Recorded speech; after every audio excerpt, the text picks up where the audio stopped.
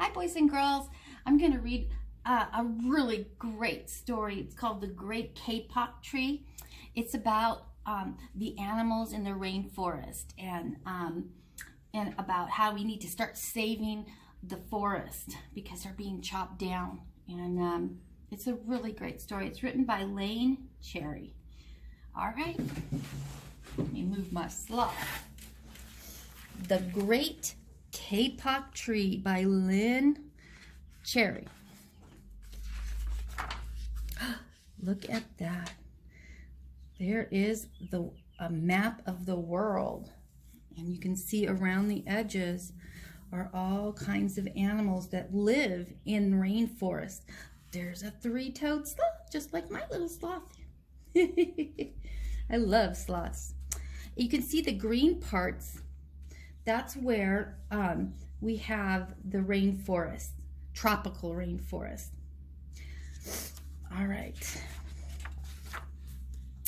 here we go.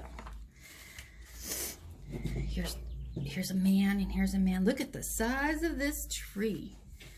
Two men walked into the rainforest. Moments before, the forest had been alive with the sounds of squawking birds and howling monkeys. Now, all was quiet as the creatures watched the two men and wondered why they had come. The larger man stopped and pointed to the great kapok tree. Then he left. The smaller man took the axe he carried and struck the trunk of the tree. Whack, whack, whack. The sounds of the blows rang through the forest.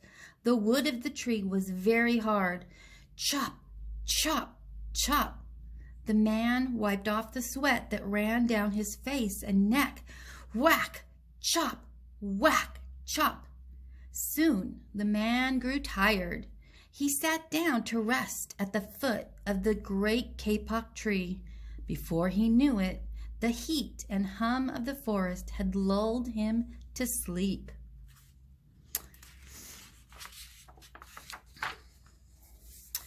A boa constrictor lived in the kapok tree. He slithered down the trunk to where the man was sleeping. He looked at the gash the axe had made in the tree. Then the huge snake slid very close to the man and hissed in his ear.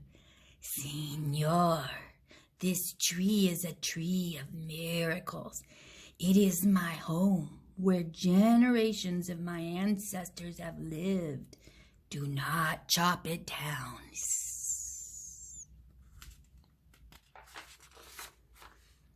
A bee buzzed in the sleeping man's ear. "Señor, my hive is in this kapok tree, and I fly from tree to tree and flower to flower, collecting pollen. In this way I pollinate the trees and flowers throughout the rainforest. You see? All living things depend on one another." Look at those beautiful butterflies.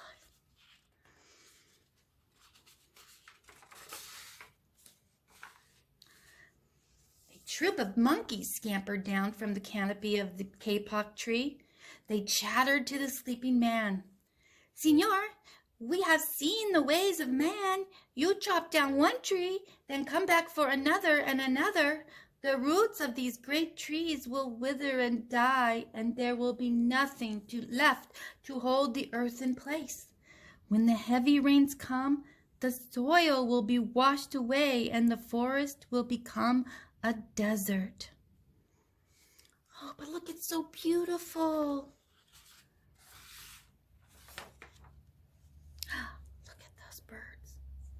That's a toucan, a macaw, and a cock of the rock. They flew down from the canopy. "Señor," squawked the toucan, "you must not cut down this tree. We have flown all over the rainforest and seen what happens once you begin to chop down the trees. Many people settle on the land. They set fires to clear the underbrush, and soon the forest disappears. Where once there was life and beauty, only black and smoldering ruins remain."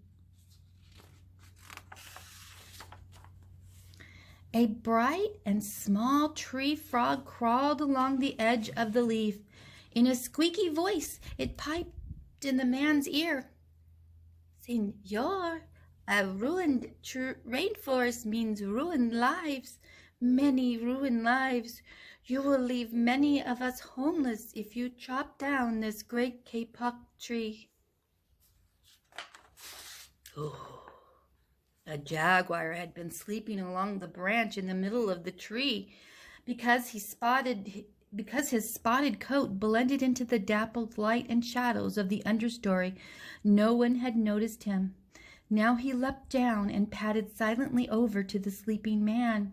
He growled in his ear, "Senor, the kapok tree is home to many birds and animals.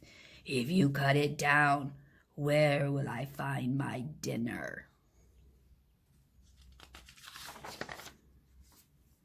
4 tree porcupines swung down from branch to branch and whispered to the man, "Senor, do you know what we animals and humans need in order to live?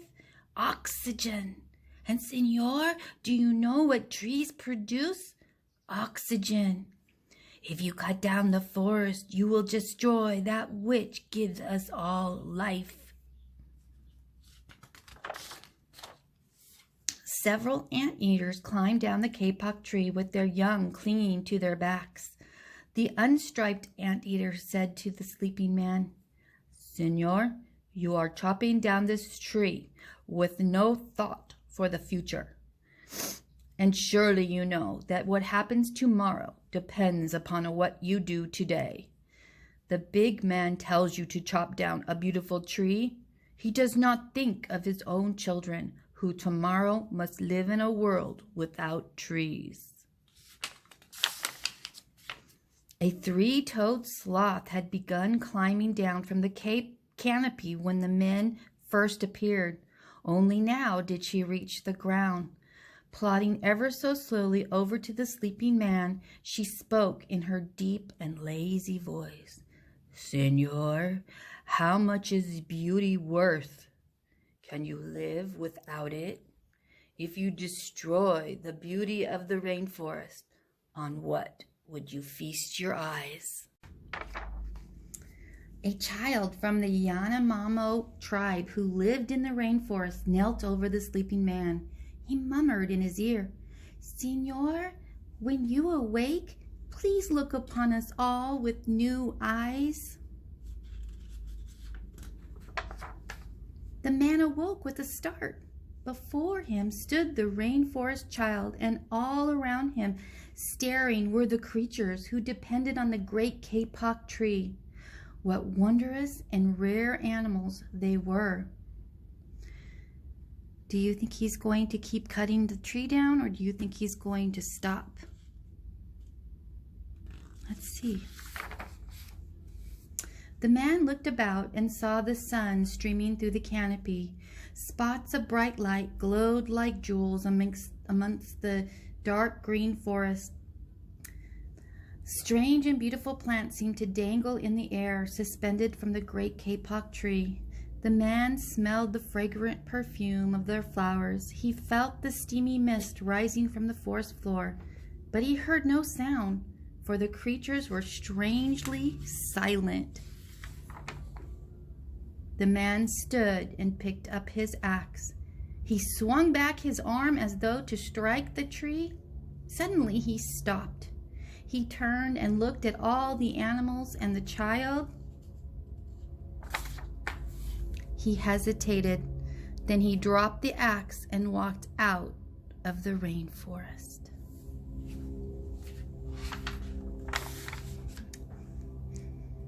You can see, boys and girls, if you look really close, today our rainforests are shrinking. You can see the dark green shows what's left of the rainforest, and the light green is no longer there anymore. It was the original size of the rainforest, but it's shrinking all over the world because people are cutting down too much of the forest. So that's another thing we need to take care of. We need to stop them destroying the rainforest. It's a good thing to learn about on the day after Earth Day. We have to take care of our planet. So boys and girls, keep doing what you can do. I got my shirt on that says, give a hoot, don't pollute. So we can do things like pick up trash, we can go around and we can recycle things that need to be recycled, and we can plant trees to make this a beautiful place to live. All right, guys, I'll see you tomorrow.